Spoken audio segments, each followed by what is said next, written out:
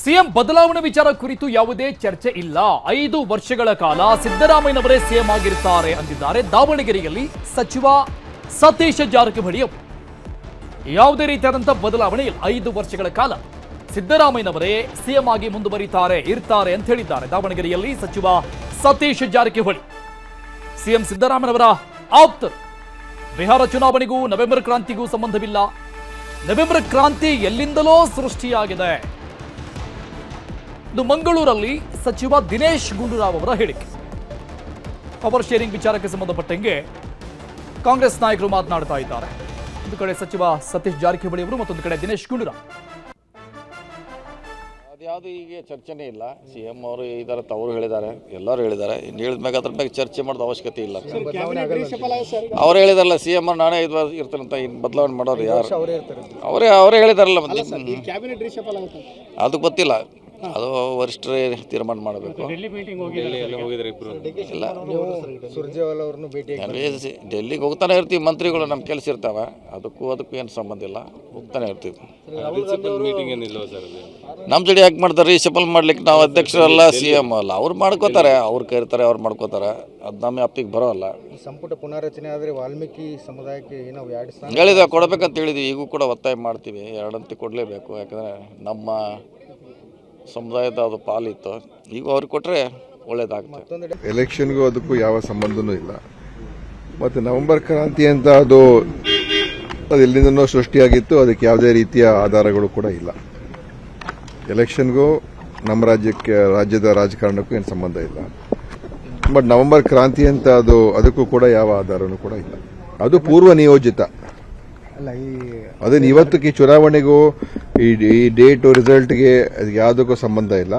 ಅಲ್ಲಿ ಅಲ್ಲೊಂದು ನೋಡಿ, ಅದು ನಾನು ಹೇಳುವಂಥದ್ದೇನಲ್ಲ, ಅದು ಮುಖ್ಯಮಂತ್ರಿಯವ್ರಿಗೆ ನೀವು ಕೇಳಬೇಕು, ಅದು ಅವರ ವ್ಯಾಪ್ತಿಗೆ ಬರುವಂಥದ್ದು. ಎಲೆಕ್ಷನ್ಗೂ ಅದಕ್ಕೂ ಯಾವ ಸಂಬಂಧನೂ ಇಲ್ಲ. ಮತ್ತು ನವೆಂಬರ್ ಕ್ರಾಂತಿ ಅಂತ ಅದು ಎಲ್ಲಿಂದನೋ ಸೃಷ್ಟಿಯಾಗಿತ್ತು, ಅದಕ್ಕೆ ಯಾವುದೇ ರೀತಿಯ ಆಧಾರಗಳು ಕೂಡ ಇಲ್ಲ. ಇದು ಸಚಿವ ದಿನೇಶ್ ಗುಂಡೂರಾವ್ ಮತ್ತು ಸಚಿವ ಸತೀಶ್ ಜಾರಕಿಹೊಳಿ ಅವರ ಮಾತು. ಇನ್ನು ಸಂಪುಟ ಪುನರ್ರಚನೆಗೆ ರಾಹುಲ್ ಗಾಂಧಿ ಗ್ರೀನ್ ಸಿಗ್ನಲ್ ಕೊಟ್ಟಿದ್ದಾರೆ. ಸಿಎಂ ಸಿದ್ದರಾಮಯ್ಯನವರಿಗೆ ಗ್ರೀನ್ ಸಿಗ್ನಲ್ ನೀಡಿದ್ದಾರೆ ರಾಹುಲ್ ಗಾಂಧಿ.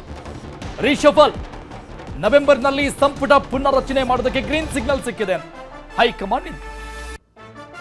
ಇದೇ ತಿಂಗಳಲ್ಲಿ ಸಂಪುಟ ಪುನರ್ರಚನೆ ಬಹುತೇಕವಾಗಿ ಫಿಕ್ಸ್. ರಾಹುಲ್ ಗಾಂಧಿ ಅವರ ಜೊತೆಗಿನ 45 ನಿಮಿಷಗಳ ಮಾತುಕತೆಯಲ್ಲಿ ಇಂಥದ್ದೊಂದು ಪ್ರಮುಖವಾದಂತಹ ನಿರ್ಧಾರವನ್ನು ತೆಗೆದುಕೊಳ್ಳಲಾಗಿದೆ. ಸಂಪುಟ ಪುನಾರಚನೆಗೆ ರಾಹುಲ್ ಗಾಂಧಿ ಮತ್ತು ಸೋನಿಯಾ ಗಾಂಧಿ ಅವರು ಗ್ರೀನ್ ಸಿಗ್ನಲ್ ನೀಡಿದ್ದಾರೆ. ಅಂತೂ ಇಂತೂ ಯಾವಾಗ ಸಂಪುಟ ಪುನಾರಚನೆ, ರೀಶಫಲ್ ಯಾವಾಗ ಅನ್ನುವಂತಹ ಅನೇಕ ಪ್ರಶ್ನೆಗಳಿಗೆ ಒಂದು ಉತ್ತರ ಸಿಗ್ತಾ ಇದೆ. ಇದೇ ತಿಂಗಳಲ್ಲಿಯೇ ಸಂಪುಟ ಪುನರ್ರಚನೆ ಬಹುತೇಕ ಫಿಕ್ಸ್. ರಾಹುಲ್ ಗಾಂಧಿ ಅವರು ಗ್ರೀನ್ ಸಿಗ್ನಲ್ ನೀಡಿದ್ದಾರೆ. 45 ನಿಮಿಷಗಳ ಕಾಲ ರಾಜ್ಯ ರಾಜಕಾರಣದ ಸ್ಥಿತಿಗತಿಗಳು, ಸದ್ಯದ ಬೆಳವಣಿಗೆಗಳು, ಮತ್ತೊಂದು ಕಡೆ ಬಿಹಾರದ ಚುನಾವಣೆ ವಿಚಾರವನ್ನು ಕೂಡ ಮೈಂಡಲ್ಲಿ ಇಟ್ಟುಕೊಂಡಂತಹ ಕಾಂಗ್ರೆಸ್ ಹೈಕಮಾಂಡ್ ಇಂಥದ್ದೊಂದು ನಿರ್ಧಾರವನ್ನ ತೆಗೆದುಕೊಂಡಿರುತ್ತೆ. ಸಿಎಂ ಸಿದ್ದರಾಮಯ್ಯನವರಿಗೆ ಗ್ರೀನ್ ಸಿಗ್ನಲ್ ಕೊಟ್ಟಿರೋದು ರಾಹುಲ್ ಗಾಂಧಿ ಅವರು. ಎಸ್ ಓಕೆ, ರೀಶಫಲ್ ಮಾಡಬಹುದು ಅಂತ. ಸಂಪುಟ ಪುನಾರಚನೆ ರಾಹುಲ್ ಗಾಂಧಿ ಅವರಿಂದ ಗ್ರೀನ್ ಸಿಗ್ನಲ್ ಸಿಕ್ಕಿದೆ. ಕಳೆದ ಒಂದು 15 ದಿನಗಳ ಹಿಂದೆ ಕೆಎನ್ ರಾಜನ್ ಅವರು ಈ ವಿಚಾರಕ್ಕೆ ಸಂಬಂಧಪಟ್ಟಂಗೆ ಒಂದು ಹೇಳಿಕೆಯನ್ನು ಕೊಟ್ಟಿದ್ದಾರೆ. ಈ ಬಾರಿ ರೀಶಫಲಿಂಗ್ ಸಿದ್ದರಾಮಯ್ಯನವರು ಏನಾದರೂ ಮಾಡಿದ್ರೆ ಅವರೇ ಮುಂದುವರಿತಾರೆ 5 ವರ್ಷಗಳ ಕಾಲ. ಅವರೇನಾದರೂ ಮಾಡಿಲ್ಲ ಅಂದ್ರೆ ನನಗೆ ಗೊತ್ತಿಲ್ಲ, ಏನ್ ಬೇಕಾದ್ರೂ ಆಗಬಹುದು ಅನ್ನುವಂತ ಹೇಳಿಕೆ ಕೊಟ್ಟಿದ್ರು.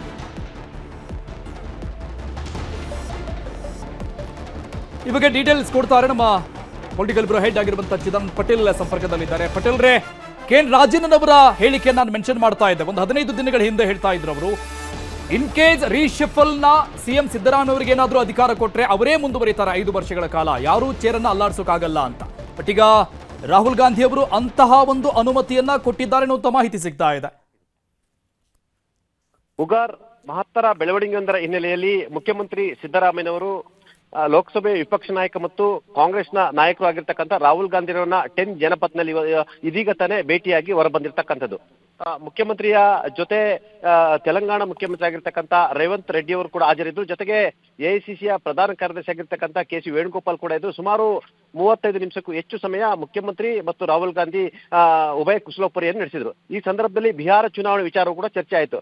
ಪ್ರಮುಖವಾಗಿ ಮುಖ್ಯಮಂತ್ರಿ ಸಿದ್ದರಾಮಯ್ಯನವರು ಸರ್ಕಾರಕ್ಕೆ 2.5 ವರ್ಷ ಆಗಿರ್ತಕ್ಕಂಥದ್ದು, ಹಾಗಾಗಿ ಸಂಪುಟ ಪುನರ್ರಚನೆಯನ್ನ ಮಾಡಬೇಕು ಮತ್ತು ಆ ಮುಖಾಂತರ ಜಾತಿವಾರು, ಸಾಮಾಜಿಕವಾರು, ಪ್ರಾದೇಶಿಕವಾರು ಯುವಕರಿಗೆ ಆದ್ಯತೆಯನ್ನು ಕೊಡಬೇಕಾಗಿದೆ, ಹೊಸ ಮುಖಗಳಿಗೆ ಅವಕಾಶವನ್ನು ಕೊಡಬೇಕಾಗಿದೆ.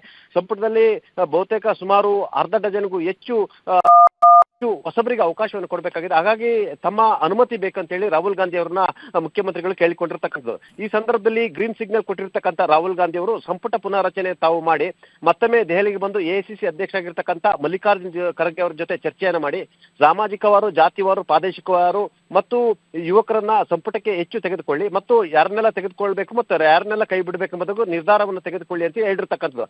ಹಾಗಾಗಿ ಮುಖ್ಯಮಂತ್ರಿ ಸಿದ್ದರಾಮಯ್ಯನವರು ಇವತ್ತು ಮಧ್ಯರಾತ್ರಿ ಬೆಂಗಳೂರಿಗೆ ಆಗಮಿಸ್ತಾರೆ. ಬೆಂಗಳೂರಿಗೆ ಆಗಮಿಸಿದ ನಂತರ ಮುಖ್ಯಮಂತ್ರಿಯವರೇ ನಿರ್ಧರಿಸಿದ ದಿನಾಂಕದಂತೆ ಸಂಪುಟ ಪುನಾರಚನೆ ಮುಹೂರ್ತ ಕೂಡ ನಿಗದಿ ಆಗಲಿದೆ ಅಂತ ಹೇಳಲಾಗ್ತಿದೆ. ಯಾಕಂತ ಹೇಳಿದ್ರೆ ಮುಖ್ಯಮಂತ್ರಿಗಳಿಗೆ ತಾವು ಮತ್ತೊಮ್ಮೆ ಬಂದು ಎಐಸಿಸಿ ಅಧ್ಯಕ್ಷರ ಜೊತೆ ಚರ್ಚೆ ಮಾಡಿ ಅಂತ ಹೇಳಿರ್ತಕ್ಕಂಥದ್ದು. ಹಾಗಾಗಿ ಡಿಸೆಂಬರ್ 8ರಿಂದ ಬೆಳಗಾವಿ ಚಳಿಗಾಲದ ಅಧಿವೇಶನ ಇರ್ತಕ್ಕಂಥದ್ದು.